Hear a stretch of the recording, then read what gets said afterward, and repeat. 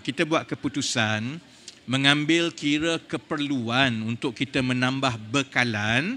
Kita bermula dengan Kerajaan Persekutuan dan disambut oleh Kerajaan Negeri Selangor dan Negeri Sembilan sekarang ini untuk membuka tanah-tanah ini kepada peserta-peserta IPR untuk mereka mengusahakan. Jadi seperti yang saya sebut tadi, kita bermula dengan 800 ekar tanah persekutuan dan sudah tentu proses untuk mendapatkan kelulusan untuk penerima-penerima IPR ini mengusahakan tanah-tanah ini proses yang berjalan sesama agensi di peringkat Kerajaan Persekutuan, juga dengan kerajaan-kerajaan negeri dan juga dengan pihak-pihak berkuasa tempatan. Jadi ini proses yang akan berterusan.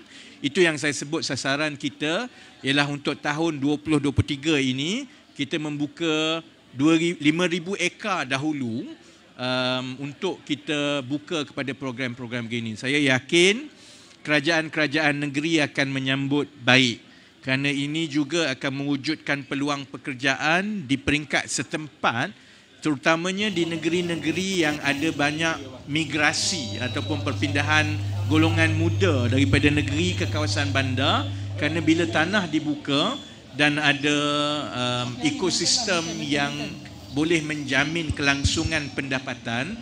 Sebenarnya contohnya kalau mereka mengusahakan tanah di kawasan luar bandar dan pendapatan mereka RM2,000 hingga RM2,500 sebulan dengan kos sara hidup seperti sewa dan lain-lain yang lebih murah di kawasan luar bandar, mereka mempunyai kedudukan ekonomi yang lebih baik untuk tidak berpindah ke bandar. Jadi pada masa yang sama mereka ada peluang pekerjaan, mereka juga membantu untuk kita mengatasi masalah bekalan makanan setempat. Jadi saya ingat ini program yang akan disambut baik oleh semua kerajaan negeri. Tahniah kepada Kerajaan Negeri Selangor dan Kerajaan Negeri Sembilan yang paling awal menyertainya, dan kita akan bekerjasama dengan setiap kerajaan negeri dan saya akan pergi berjumpa dengan setiap menteri besar supaya mereka memperuntukkan tanah yang ada di bawah kerajaan negeri untuk program-program ini di seluruh negara. Let's say I'm super green when it comes to food production. So if I am to join the program, am I to get any kind of like proper training and guidance? It's just not clear on that. Yeah. Soalan tadi ada dua. Pertama, apakah kerajaan telah pun menjalankan modeling pendapatan untuk mengenal pasti peserta-peserta ini berapa pendapatan bulanan yang mereka dapati. Kita telah pun jalankan modeling awal itu. Cuma kalau lihat kepada tiga kumpulan tadi yang melibatkan usahawan tani ini, dia mengambil masa yang lebih panjang untuk mendapat tuaian pendapatan. Gestation period for agro-related activities is longer because it depends on the crop. The soonest you will get one harvest is most probably 5-6 bulan kan. Jadi kita dah ambil kira bantuan untuk tempoh 24 bulan, dan bantuan itu kita masukkan dari segi penyediaan tapak, penyediaan infrastruktur, latihan dan sebagainya, termasuk juga dengan allowance bulanan sementara menunggu hasil tuaian itu berlaku. But on average, kita sasarkan mereka mendapat lebih RM2,000 ke atas secara average tiap-tiap bulan. Jadi kalau usahawan tani itu sementara menunggu harvest mereka, mungkin bulan pertama, bulan kedua, bulan ketiga mereka dapat dalam 500. Bila dia harvest, dia dapat lebih banyak. But if you take average purata untuk 6 bulan sebelum itu dalam 2,000.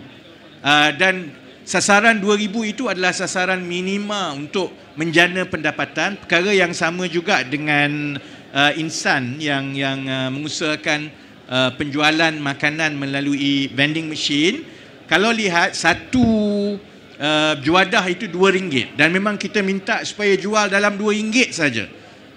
Kerana itu membantu orang ramai juga, dia menurunkan harga barang makanan yang orang boleh beli.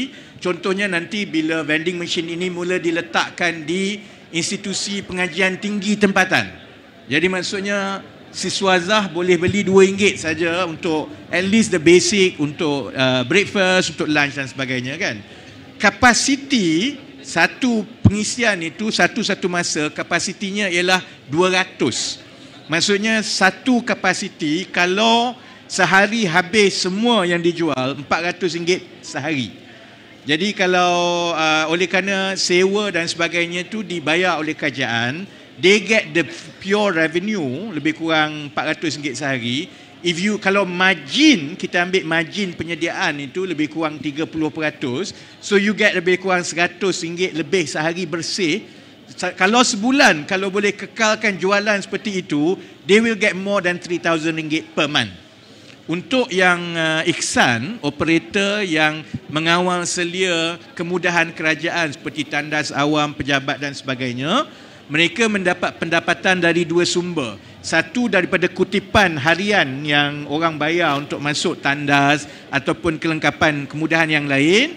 Tetapi kalau tidak mencukupi, kerajaan akan tambah supaya pendapatan bulanan mereka RM2,000. So it's RM2,000 baseline, kerana garis miskin tegak ialah 1,900. So you want to bring them out. Tetapi cabaran kita ialah memastikan perkara itu berlangsung supaya mereka memang dapat jana RM2,000 ke atas tiap-tiap bulan. Sebab itu kita perlukan 24 bulan ini.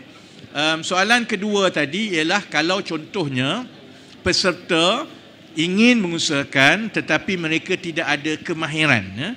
Ini terbuka kepada contohnya golongan B40, kepada miskin tegar, tetapi juga contohnya kepada graduan yang mencari kerja. Itu yang saya sebut tadi, untuk kita mengurangkan migrasi perpindahan anak muda, termasuklah yang berkelayakan daripada luar bandar ke bandar. Ini adalah satu program yang memang mensasarkan kepada mereka, kerana mereka akan diberi latihan. Kita anggap semua yang menyertai ini memang ada kosong pengetahuan. Malah berbeza dengan program-program sebelum ini, segala kemudahan dan teknologi dan juga infrastruktur itu disediakan oleh kerajaan. Untuk peringkat awal, mereka kena baja sebab kena baja tiap-tiap hari. Jadi sebenarnya dia bukan bekerja kat situ 8 jam sehari. Tanah itu telah disediakan, infrastruktur dah disediakan, fertigation dia panggil apa, yang dalam polybag itu dah disediakan semua. Cuma yang harian mereka kena buat, mereka kena sembuh baja. Jadi sembuh baja itu mungkin dalam 2-3 jam sehari, dia dalam tempoh 5-6 bulan itu, kerana pemasaran dan sebagainya itu diuruskan oleh kerajaan. Kita menghubungkan dengan syarikat-syarikat peruncitan yang tadi menjadi rakan strategik kita. Tapi harapan kita, mereka akan mempelajari mengenai teknologi dan juga ialah asam garam menjadi usahawan tani ini. Dan the learning curve itu mereka akan jadi lebih baik daripada awal, sehingga mereka harvest, kemudian mereka mulakan kali kedua dan kali ketiga. Dan oleh kerana mereka tergolong di dalam koperasi, maka latihan itu juga akan diberikan. Kita akan bekerjasama contohnya dengan pertubuhan peladang.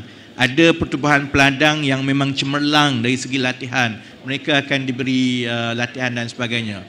Malah mesej saya kepada anak-anak muda yang graduan, kalaupun mereka tidak masuk dalam kategori B40 contohnya, mereka boleh jadi usahawan tani, mereka boleh mendaftar, kerana kita boleh padankan mereka dengan program-program lain yang kerajaan ada.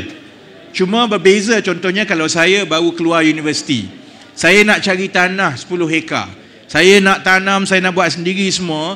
Proses itu payah sekarang sebab you tak tahu tanah kat mana, nak pergi kat mana. So you have to start from scratch. Yang kita ada sekarang, apabila kita buka pendaftaran kepada semua, termasuk kepada mereka yang bukan B40, kalau ada yang berkelayakan, kita boleh padankan mereka dengan program yang sedia ada di dalam kerajaan untuk tujuan ini, tetapi bukan untuk miskin tegar. Harapan kita ialah untuk kita mempercepatkan penglibatan rakyat Malaysia di dalam usaha tani setempat, because only when you have the economies of scale, then you can start having the high move to the next focus, which is IoT, teknologi pertanian dan sebagainya.